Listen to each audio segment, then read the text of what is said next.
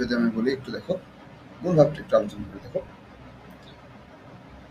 প্রাণ কবিতার মূল ভাব দেখো। কবিতাটি রবীন্দ্রনাথ ঠাকুরের পরী ও কোমল কাব্যগ্রন্থে সংকলিত হয়েছে।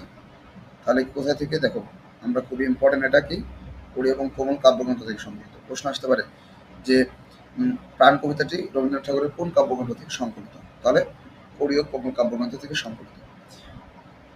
রবীন্দ্রনাথ ঠাকুরের প্রাণ কবিতায় কবি মৃত্যুর পরবর্তীতে চিরকাল মানুষের মধ্যে বেঁচে থাকার আকাঙ্ক্ষা প্রকাশ করেছেন। তাহলে কি, যে রবীন্দ্রনাথ ঠাকুর প্রাণ কবিতায় কবির মৃত্যুর পরবর্তীতে, ঠিক আছে, মৃত্যুর পরিবর্তে, তিনি মৃত্যু চান না, মৃত্যুর পরিবর্তে কি চান? চিরকাল মানুষের মধ্যে বেঁচে থাকতে চান।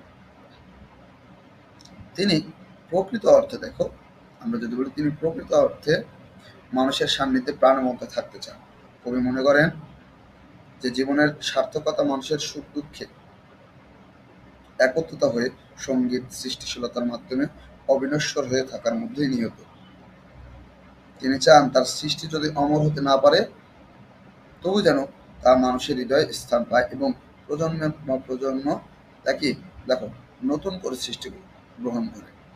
কবি ফুলের রূপক ব্যবহার করতে বোঝাতে চেয়েছেন, কি দেখো, যে তার কাব্য যদি একসময় ম্লান হয়ে যায় বা হারিয়ে যায় বা কেউ নিতে না চায়, তবু মানুষের মনে কিছু সময়ের জন্য হলেও সে আনন্দ বয়ে আনুক। একইভাবে কবিতায় মানব জীবনের চিরন্তন ধারা, সৃষ্টি ও সৌন্দর্যের মাঝে বেঁচে থাকার আকাঙ্ক্ষা এবং শিল্পের নশ্বরতা অমরত্বের দ্বন্দ্ব ফুটে উঠেছে। এটা ছিল আমাদের প্রাণ কবিতার মূলভাব। তোমরা চাইলে এটা নোট করে নিতে পারো, পরীক্ষার জন্য এটা খুবই গুরুত্বপূর্ণ। তো ঠিক আছে, আজকের ক্লাস এই পর্যন্ত।